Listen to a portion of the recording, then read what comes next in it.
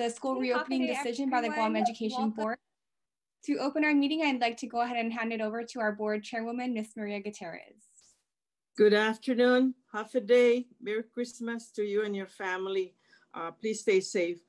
The 9th Guam Education Board at our special meeting this afternoon, about 45 minutes ago, approved the resolution 2020-11, outlining the GDOE plan for reopening of the schools after the governor authorizes. So this is what transpired during our meeting 45 minutes ago. But at this time, I'd like to turn it over to my colleague, Mr. Birch, John Birch, who really took the lead on this, the readiness with the superintendent and his committee and his team, the school readiness report and the plan. So Mr. Birch is the chair for the Safe and Healthy Schools. And it's just an honor for me to present to him today, let him make the presentation, because, as a board member,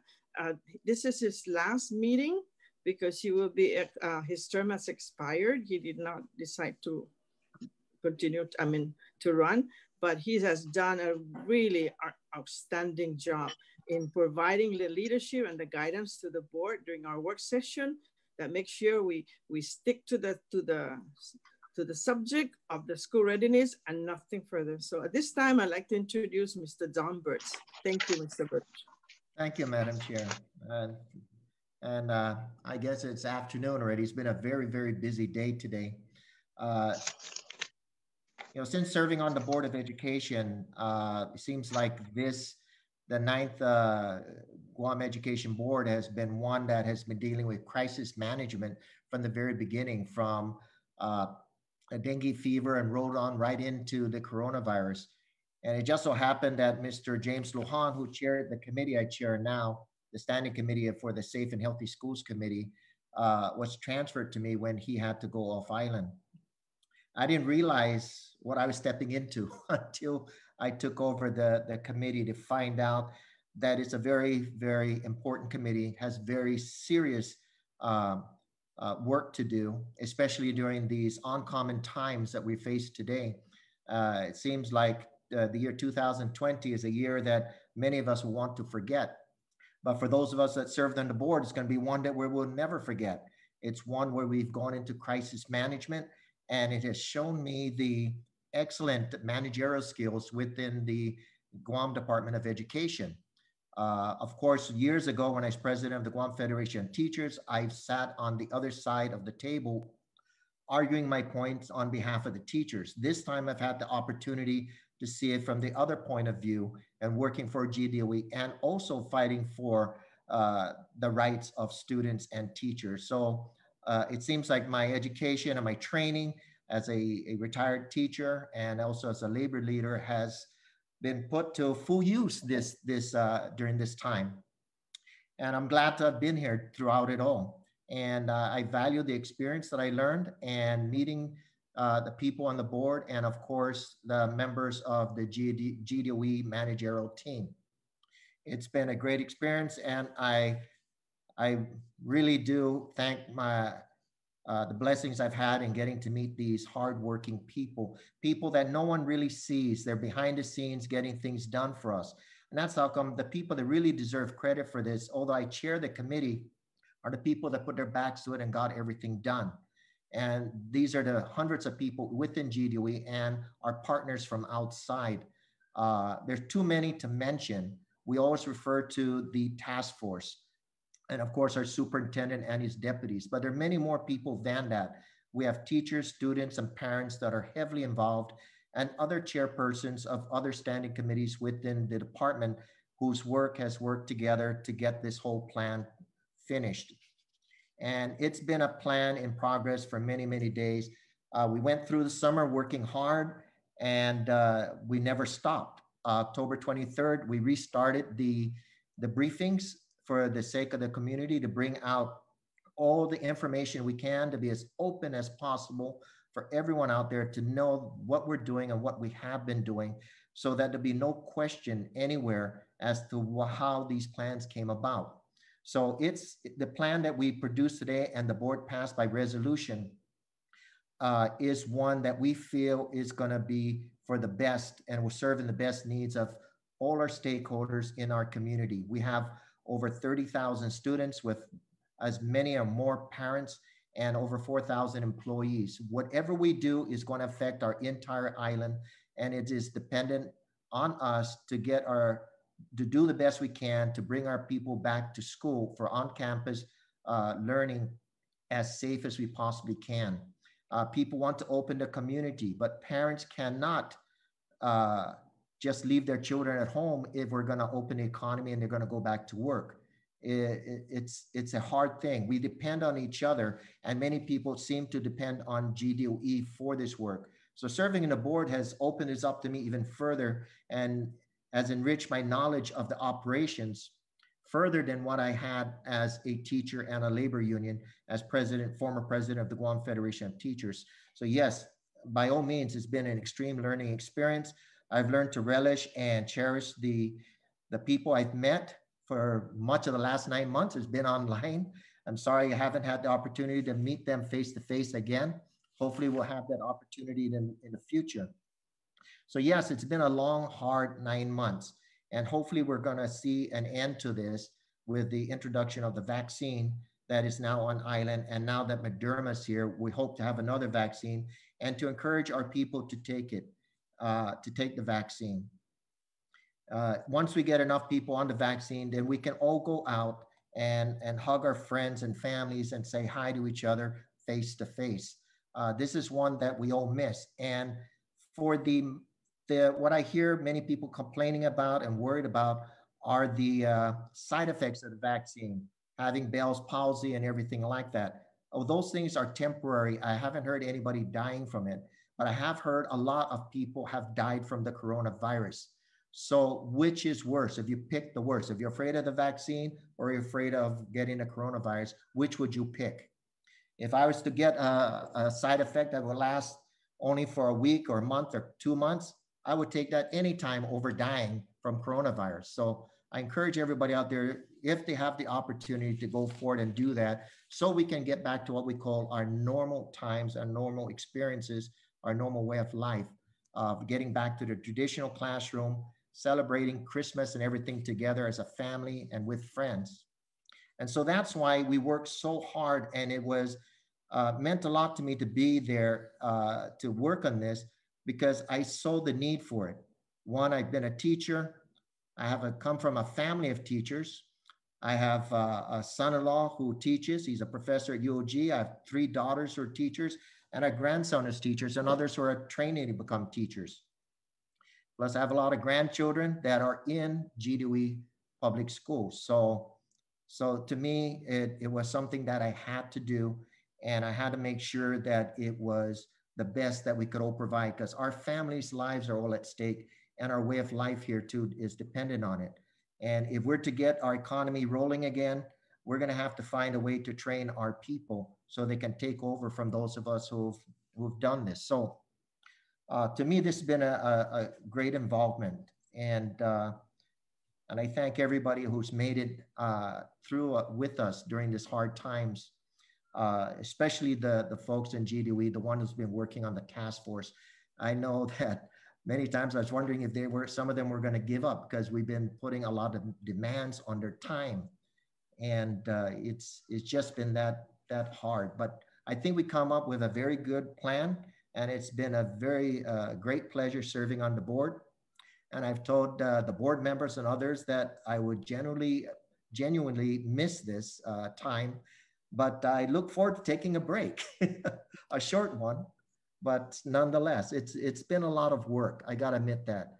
But I admit those people working in the background have been putting a lot of time too. So I support the plan wholly. I was part of its development, but so were other people very much a part of this. And I've seen that with our superintendent. I don't know where he gets the energy, but he does. And the many members and his deputies and the chairs of the various committees that we've been able to work with. So I thank all of them for that. And I look forward to working with them again in the future, maybe in another capacity. So with that, Madam Chair, I say thank you to everyone. And I pass the floor back to you, Madam Chair. Thank you, Mr. Birch. I see that our the Vice Chair of the Guam Education Board, Mr. Mark Mindiola, is on. Mr. Mindiola, do you have any anything to say? Thank you. Thank you, Ms. Gutierrez, Chairwoman Gutierrez. You know, this is a historic moment for the island of Guam, of course, coming out of this pandemic. I think just for our public consumption that, you know, this was a process that, you know, we had to kind of make sure that all our stakeholders were involved, and Mr. Birch's leadership on this, on the Health and Safety Committee, you know, was very important for us. And I think that the board did its due diligence. Although we were observers at some of these meetings, we also contributed to the final product by asking questions and asking for reassurances. I just want to let the community know that, of course, you know, people's anxiety levels with respect to returning back to school and the classroom, and that's the reason why we kind of wanted to give parents the choice, and also some of the students, especially the secondary students, the choice of the mode of learning that they would like to take. As a parent of 4 boys in the public school system, I have five kids, but 4 in the public school system, 2 in high school, 1 in middle, and 1 in elementary. One of the challenges for me is, you know, as a working parent, my wife is also an educator. That's something I definitely wanted to make sure that we took into consideration, that we, you know, as we open the economy, like Mr. Birch said, that, you know, our kids, you know, and our families would be able to kind of return to some sense of normalcy. And if you ever notice in a natural disaster, usually when the school opens up, that means that things are getting back to normal, and or, you know, some sense of normalcy. So obviously the Department of Education, its leadership with the superintendent, we basically said, sir, just, you know, keep us abreast of what, you know, you guys think will be in the best interest of our students, our employees, and also to our employees. You know, I think that's the toughest challenge for some folks, that especially if they're in the high risk category, you know, whether or not, you know, returning back home, or especially if some of these folks are caregivers for the elderly, their manunko, their parents. So we had these lengthy discussions, and I think it led to this point. And Ms. Gutierrez mentioned earlier in our board meeting that we've actually been planning this even before, you know, August. We were talking about what it's going to look like coming back to some sense of normalcy. But obviously, this pandemic grew its legs, and we had to postpone the opening of school.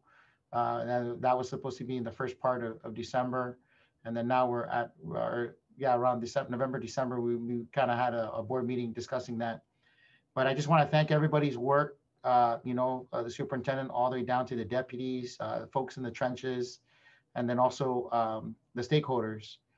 You know, we've engaged, and this has always been a standard operating for our board.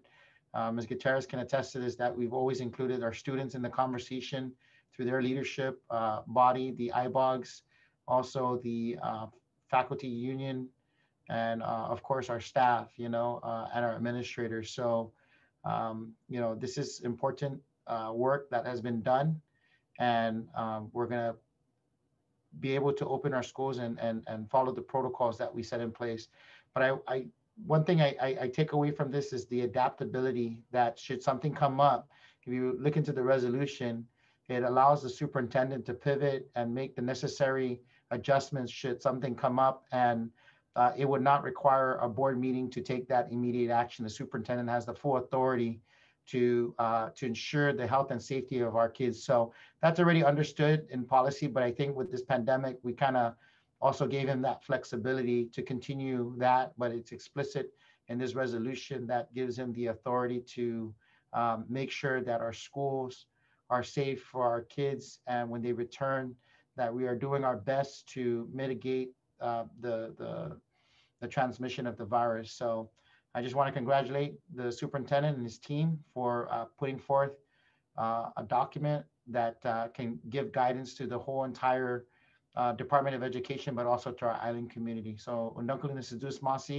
wish everybody a Merry Christmas and a Happy New Year. Thank you, Mr. Mendiola. Now I turn it over to Isa because because I think the media is here so that they can, it will be opening it up for questions and answers. Thank you. Thank you. So I just wanted to let everyone know that we sent out a final copy of the resolution via WhatsApp, and we'll be sending another version via email. So at this time, we're open to any questions from the media. Feel free to unmute your microphone. How today? It's Nestor Lecanto at KOAM. I guess this is directed to Madam Chair. I was wondering if you just give a statement as to why the board feels confident that it's safe to reopen schools at this time for face-to-face. What the department did, and you know, I will refer that to Superintendent Fernandez and his team. But as they work on this, and I'm a grandparent, a great grandparent also, and I'm concerned. But we did a survey. Parents were surveyed. As you know, that the Department of Education has a 3 model of learning. So, but when the P-Core one was announced, we had to take face-to-face was not able to be implemented. So, we get parents that can see that really wanted their kids to go back to school. So we did a survey. A survey was done by the Department of Education, and that's why when the department came to the board with their plan that they would like to, based on the survey that they received from parents, and they would be able to explain the percentage of the result of the survey that the board supports the recommendation of this the task force, because they have really been working hard. We had meeting with stakeholders, everything. We did everything. They did everything to get the the stakeholders. Of course, there are still some parents out there, grandparents, that are not comfortable. That's why we're giving them an option. And I think that with the Department of Education, we are giving 3 options to the parents: distance learning, the hard copy is still going on. Then on January 19, that's when the face-to-face will start. So they have these options that they can choose which of those 3 model of learning that they want their kids to attend. So that's the reason that we support the recommendation this afternoon, and we voted to support that. So. And if I could pose that same question to Superintendent Fernandez, specifically, John, what gives you comfort if you were to address a parent, for example, what gives you comfort in telling them, yes, it's safe for your kid to come back to our school classrooms? Well, I think it's, we have to be realistic that we still live in an environment where the COVID-19 pandemic is ongoing. And we do see a light at the end of the tunnel with the vaccinations, starting to be deployed. But of course, until it's over, until we have seen those plans executed, we'll still be in a position of trying to ensure the safety of our schools, our employees, and our students, as well as trying to continue our mission of supporting the community and continuing to provide kids access to their education. So what we've done to prepare for this, for this decision is, number one, we continue to monitor the health and safety situation out in the community. Every week we update, actually every day, but every week we've been briefing the board on what our risk assessment looks like, and compared to the governor's risk assessment. We don't simply rely on one indicator. We've been looking at this, we use the CDC framework for addressing risk in the community. So one factor is watching the numbers and the indicators change over time relative to the health of our general community. So if when the numbers were higher in terms of numbers of cases every day, every week, when the positivity rate was double digits, certainly, it shows you that the risk of reopening is in the highest. We were in the highest risk categories for most of these last 4 months, and then over time, we've seen those indicators decline as the measures that the governors implemented started to take shape and to take root. And we see more and more people in our community abiding by the rules, so that the numbers have come down in terms of positive tests and new cases. So the numbers the health indicators look very promising so long as we can sustain it. And if it can be sustained at these levels, then it gives us an opportunity to explore reopening. I think the other component is that we had to make sure that we put in place measures to mitigate any risk. So that meant that we had to put protective measures in by procuring personal protective equipment, so the face masks, hand sanitizers, cleaning supplies, temperatures for temperature check, thermometers for temperature checks, electrostatic equipment. And then we've had to orient our schools to be able to support physical distancing. So the 6-foot distancing that recommended by the CDC is the requirement that is in place for our safety plan. We're providing for isolation rooms, for plexiglass in certain areas of the schools, and we're working on plexiglass for teachers. We work with our buses to ensure that they're abiding by safety requirements as well. And so with all those measures in place, we do feel that we are ready based on those guidelines to entertain a limited form of face-to-face instruction. The third component is that with physical distancing and with our approach to provide 3 models of learning, we're not forcing everybody to come back. We certainly don't want everybody to come back at once, given the safety concerns and the requirements. So what we've done is offered our parents and students the opportunity to choose. And based on those choices, we feel that we're able to support reopening for those who want to, once the governor authorizes us, of course, he's got to make that first decision. But we do feel the numbers are low enough to enable us to safely address, face-to-face instruction, based on the numbers that we've seen. So based on the numbers of students who've registered, only a total of 33% of our elementary students have indicated that they would return to face-to-face instruction. Only 21% of our middle school students and only 11% of our high school students have indicated their readiness to return. And those numbers are already low, but when you divide them into 3 cohorts, which is the current plan in place, those numbers then are divided by one third. And so are divided by 3, so you only have 1/3 of that low number already. So with that low number of students on campus every day, we do feel that that's a manageable situation for them to get safely to school, to take their temperatures, to ensure that they follow the safety rules in getting around campus, getting their instruction inside the classroom, in the cafeterias. If they were higher numbers, it would be a much greater challenge. But at this stage, we do feel that those numbers are low enough for us to make a start and to continue to monitor the situation and work with the governor and public health to address any change in that environment. We do have plans, or we have a planning process in place to take advantage of the outreach that the governor has provided to determine when and how our educators and our school-based staff might be able to avail themselves of the vaccine once our frontline, once the healthcare frontliners are addressed, and once our high-risk population is addressed. That's been a discussion, and that's possible. It's possible that we might execute part of that in time for the start of the school year. And in addition, we're in an active conversation to perhaps implement a rapid testing approach for those who have not taken the vaccine, and for us to at least be able to monitor, what's going on in terms of any positive employees.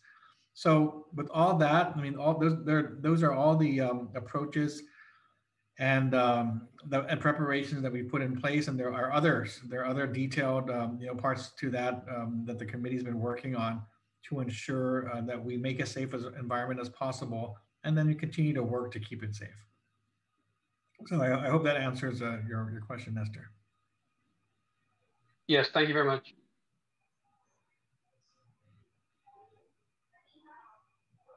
Hello. Hello.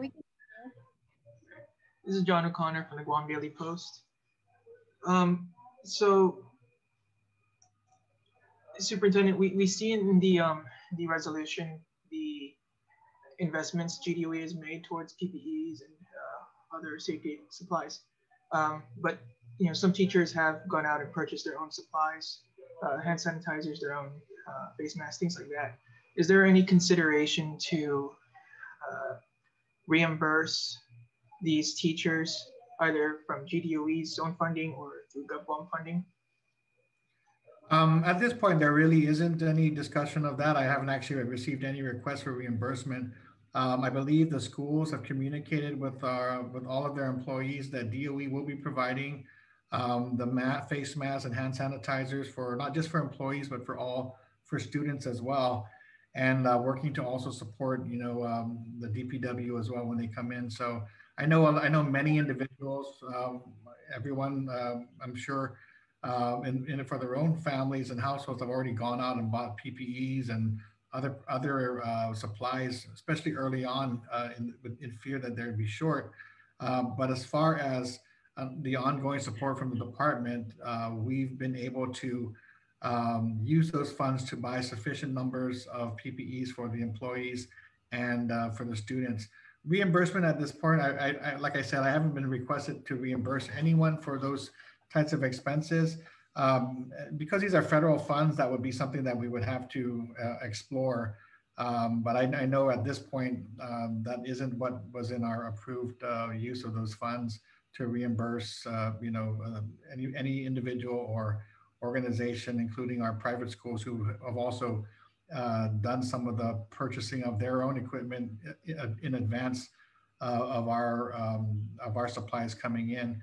So I think it would take an extra step to see whether that's possible. But like I said, I haven't received any requests for reimbursement at this stage. Is there no possibility to reimburse from local funds, if not through federal? Well, I think right now it's very difficult to determine that. We are actually running $15 million short from where we were last year, and who knows where we will be in January. But again, if I do get requests, I would definitely evaluate it and see whether there are options. Like I said, I think you're speculating about this when I haven't received any requests to be able to determine the circumstances for that request being made. All right then. Given that we are planning on resuming face-to-face classes by January 19th, how would that look like for teachers? Are they now expected to do face-to-face classes in addition to the remote learning options, or will there be some teachers who will do remote learning, some will do face-to-face? What would that look like for them? So I'm going to go start, and then I will ask Erica Cruz to jump in if there's any other details she'd like to provide. So, the first step, of course, has been to get the numbers in place in terms of the registrations, and the registrations were due on the 18th. I'm not releasing those numbers yet because there are a couple of schools that we're going back to double check, the numbers, and I don't want to release any erroneous information.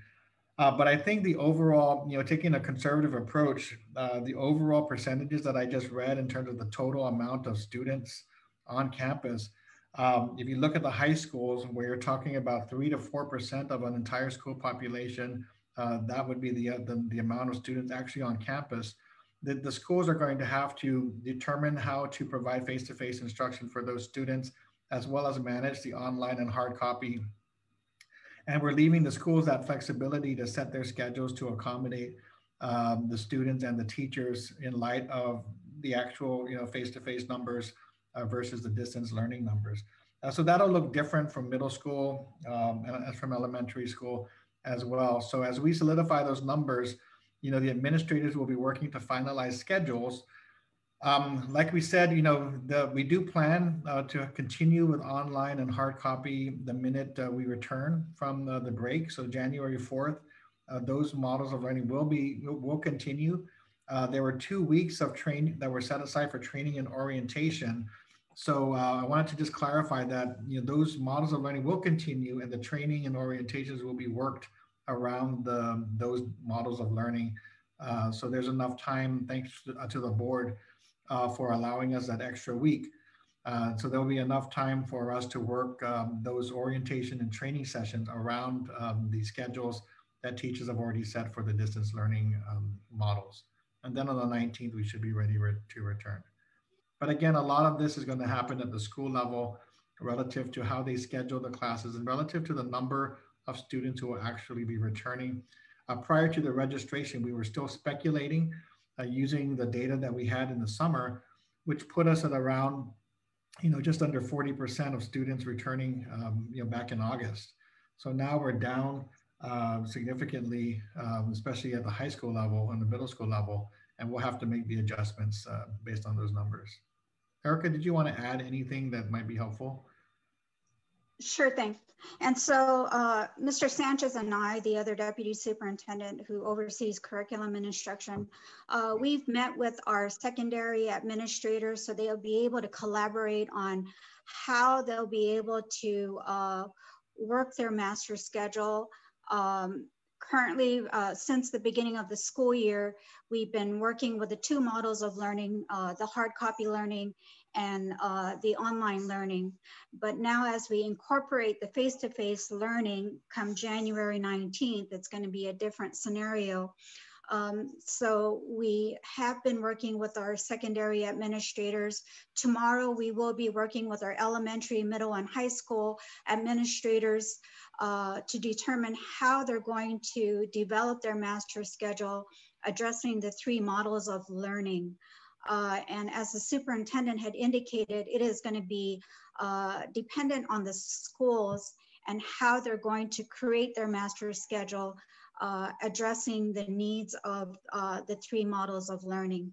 And so we've been working with our school administrators for the past 2 weeks. We are having another meeting tomorrow to have an open discussion and collaboration with our school administrators on how we are going to address the face-to-face learning along with the two other models of learning. Okay. Just to double back to the superintendent, you mentioned the vaccines possibly by or before the beginning of face-to-face instruction, as well as a testing program. Can you detail that a bit more, please? All I can relay is information that has come up in our conversations with public health and with Lieutenant Governor, as well as the Physicians Advisory Group. And so, as I think I mentioned a couple of weeks ago publicly, that we were being requested to provide the information relative to school employees who would opt to take the vaccine if the vaccine became available. And I think that that's in line with, I believe, the incoming Biden administration's approach to the vaccination, obviously dealing with our health and medical employees on the front lines, as well as with our elderly and our residents of nursing homes and so forth. But educators are in that second tier, are being talked about in that second tier, the school employees. So we've collected that information. At this stage, the information we have is about 30. It was about a third of the employees who were asked indicated that they'd be willing to take the vaccine. So it's not as high as we might hope or might target, but it does give numbers to the governor's office for them to plan accordingly.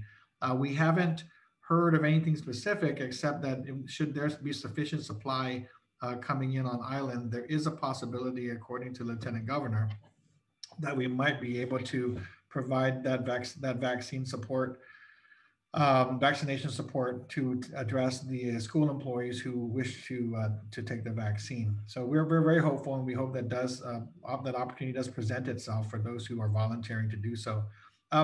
The testing, because of the availability of now, of more and of more affordable and accessible tests, we have been discussing the possibility that rapid testing could be added to our strategy for constantly screening and monitoring for any positive, employees. And focusing on employees in our system. So those plans are not really. They're not really defined yet, except that we are gathering the numbers and the basic basic numbers for the planners at the governor's office to be able to determine whether they're able to fund and order sufficient tests to implement a testing approach for our employees, so that we could have an additional layer of assurance that we're able to screen and monitor the employees over the rest of the school year. So that rapid testing is, I believe, the approach would be maybe 2 to 3 times for the through the remainder of the school year would be an opportunity to test employees. And these I understand would be voluntary tests, but it would be available to test employees and then be able to tell whether or not we're being impacted by COVID-19 relative to the community. Okay, and when it comes to the vaccine though, are you seeing a chance of implementing that before face-to-face instruction? Is that what there's no guarantee, but it certainly would be a goal if we're able to do so. We are, we did brief the lieutenant governor that we were, even though if they gave us the authorization to start on January 4th, we would obviously again use the first 2 weeks for training and orientations and other preparations, and that January 19th would be the start of this, the first day of classes. And he indicated that there might be a possibility that sufficient supply of vaccine could come on island to be available when the educators and the staff are up next in terms of the vaccine priorities. So I believe we have about I'm going to say, without getting to specifics, just under 1,000 employees have indicated that they would opt to take the vaccine, based on a total of about 4,000 employees, 3,000 at the school level. So that'll give you an idea of the numbers that they have to use for planning purposes.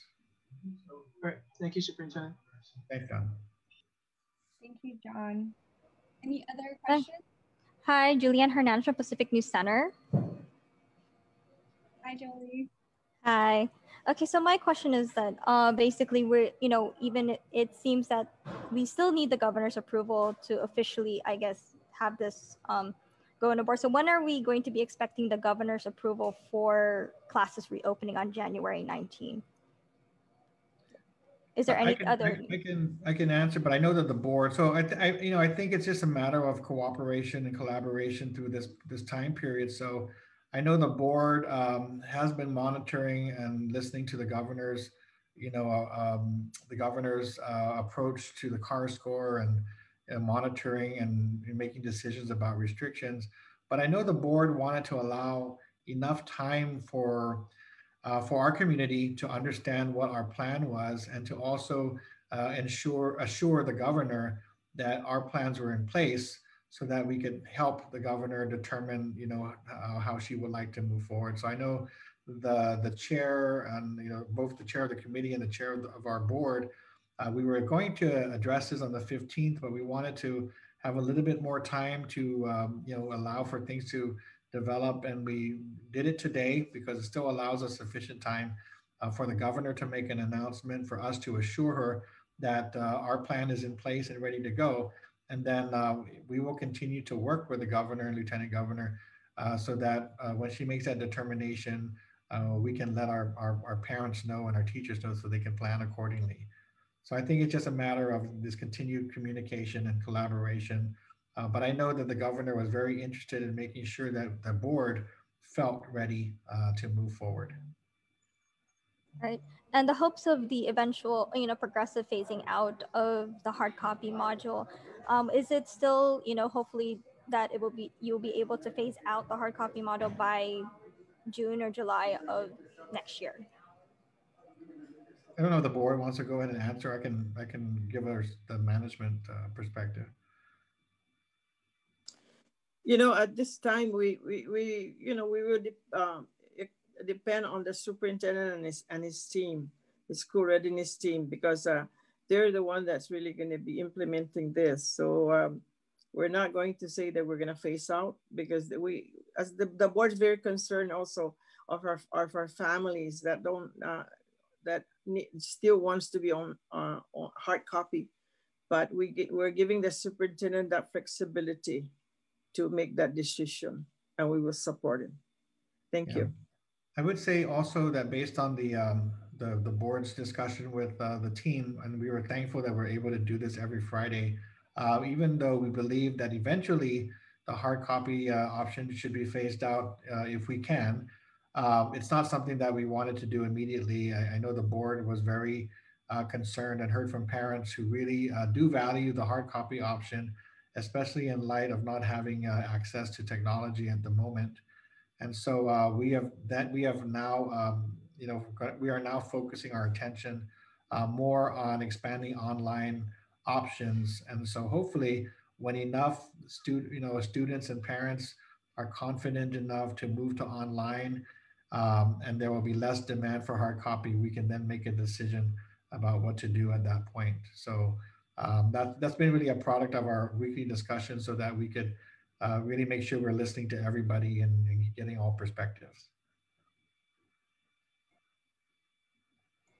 All right, sorry about that. But thank you, Superintendent. Thank you, Ms. Gutierrez. Thank you. We have time for maybe one more question, if there are any additional questions.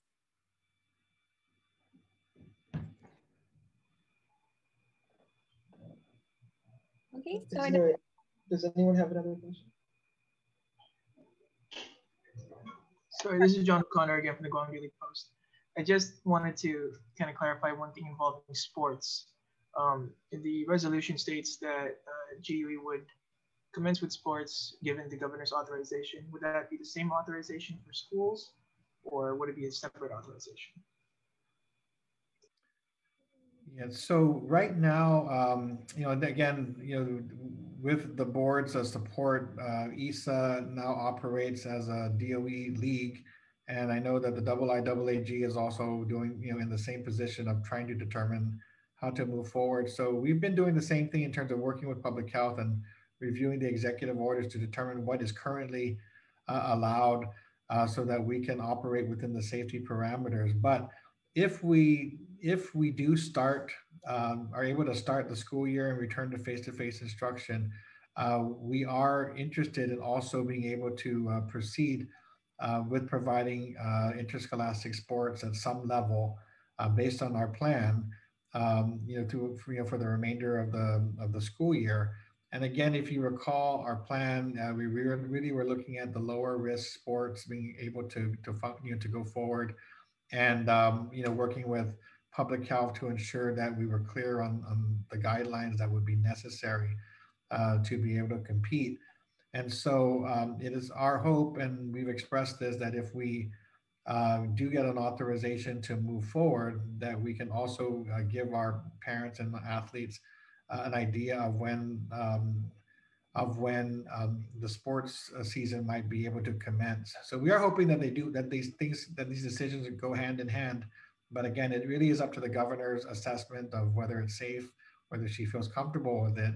And we've heard about, I think from our last conversation, she is feeling more comfortable about schools reopening, especially given the low numbers that would actually come back for DOE. But I haven't heard whether or not she's ready to make the similar decision about sports. We're preparing anyway. I believe that we have a plan that would allow us to do two of our sports seasons if we were allowed to start practice and tryouts in late January. But again, it really depends on that first authorization by the governor to do so, because we know that it's different from going to class. When you're going to sports, we have to make the determination of the face masks and the contacts, which sports are going to be able to go first versus later. And so we'll be waiting to hear and working with them to hear when that first authorization will be made, or that decision will be made. All right, thank you. Thank you. So with that, if there are any additional questions, feel free to reach out to me directly. And we'd like to thank everyone for joining us today. Have a great week. Stay safe and happy holidays. Happy holidays. Stay safe. Thank you, everybody. Happy holidays.